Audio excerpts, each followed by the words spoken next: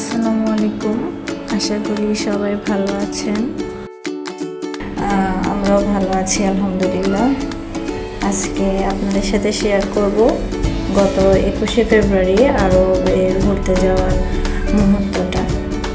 তো এটা ছিল একটা রেস্টুরেন্টের প্রচারণী মেলা।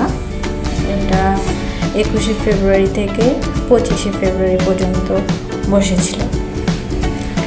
এটা মগবাজার মোড় অ্যাট দ্য টেবিল রেস্টুরেন্টের প্রচারণী মেলা। তো এটা খুবই ছোট্ট একটা মেলা। এখানে 10 থেকে 12টা স্টল ছিল, কয়েকটা কাপড়ের আর কয়েকটা জুয়েলারি। তো আরব তার বাবার হাত ধরে হেঁটে হেঁটে সবগুলো স্টল ঘুরে ঘুরে দেখছিল। এখানে একটা খাবারের স্টল ছিল, মেলার বিশেষ খাবার যেগুলো পাওয়া যায়, বাতাসা, সন্দেশ, জিলাপি, এই টাইপের খাবার।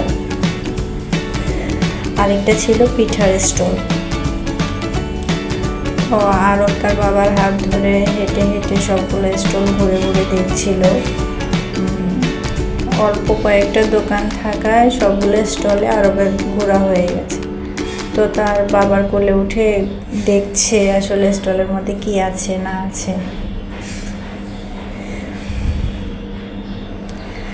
তারপর এখানে ছোট বাচ্চাদের জন্য খেলাধুলার বিশেষ আয়োজন করা হয়েছিল। এই গেমটার নাম আমি বিশেষভাবে জানি না, কিন্তু এটা একটা বড় বেলুনের মধ্যে বাচ্চাদেরকে ভিতরে ঢুকিয়ে দেওয়া হয়েছে। ছোট ছোট কয়েকটা বেলুন ফুলিয়ে দেওয়া হচ্ছে, যেখানে বাতাসের কারণে বেলুনগুলো উড়তে থাকে আর বাচ্চারা সেটা ধরতে পারে না। বাচ্চারা ছোটাছুটি করে বেলুনগুলো ধরার জন্য। তা আরও এটা বাইরে থেকে দেখে দেখে অনেক এনজয় করছিল, বাইরে থেকে ওদেরকে ধরতে চাচ্ছিল। এমন সময় বেলুনের যে বাতাস সেটা কমে গিয়েছিল, তাই বেলুনটা চুপসে যাচ্ছিল। এই বেলুনে একটা মেশিনের মাধ্যমে অনেক বাতাস দেওয়া হয়, যার কারণে বেলুনটা ফোলা থাকে। আবার এদিকে নাগরদোলার আয়োজন করা হয়েছিল।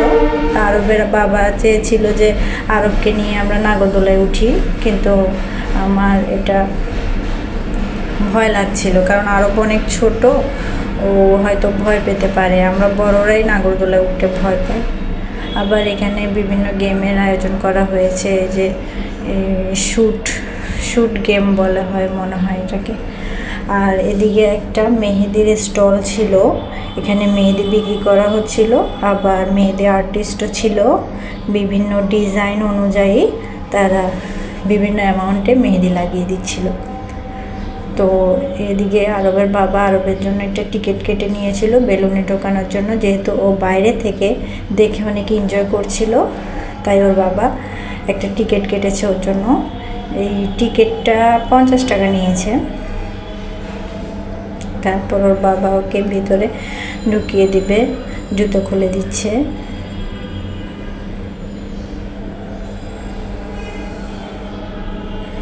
আমরা এখানে এসেছিলাম সন্ধ্যাবেলায়। এটা আমাদের বাসা থেকে 2-3 মিনিটের রাস্তা, হেঁটে গেলে 2 থেকে 3 মিনিট সময় লাগে।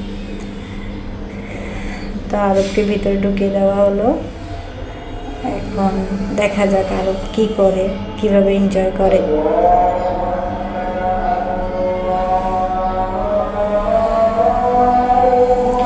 এই যে আরব ভিতরে খেলাধুলা করতে ব্যস্ত হয়ে পড়েছে।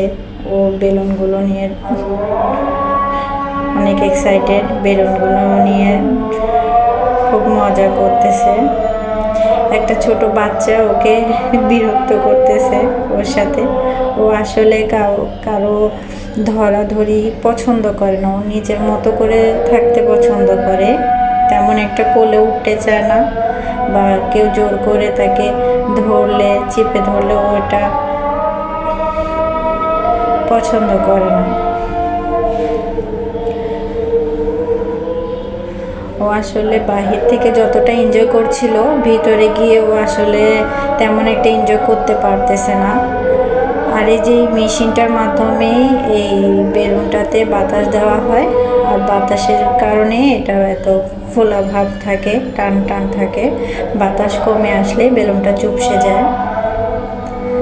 তা আরব চুপচাপ দাঁড়িয়ে আছে, ও কি করবে বুঝতে পারতেছে না। ও বাইরে থেকে যতটা এনজয় করছিল এখন ততটা এনজয় করতেছে না। ওকে বাচ্চাগুলো বিরক্ত করাতে ও ভয় পাচ্ছে, কান্নাকাটি শুরু করে দিল।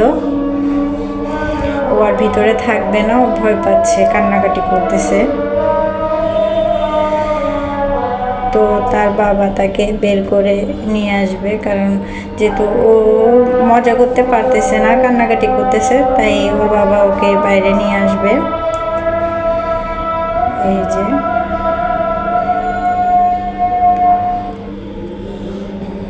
বাবাকে বাইরে নিয়ে আসলো, তারপরও খুশি বাবার কোলে উঠে। ভিতরে হয়তো অনেক গরম ছিল, বের হয়ে বাবাকে আদর করছে।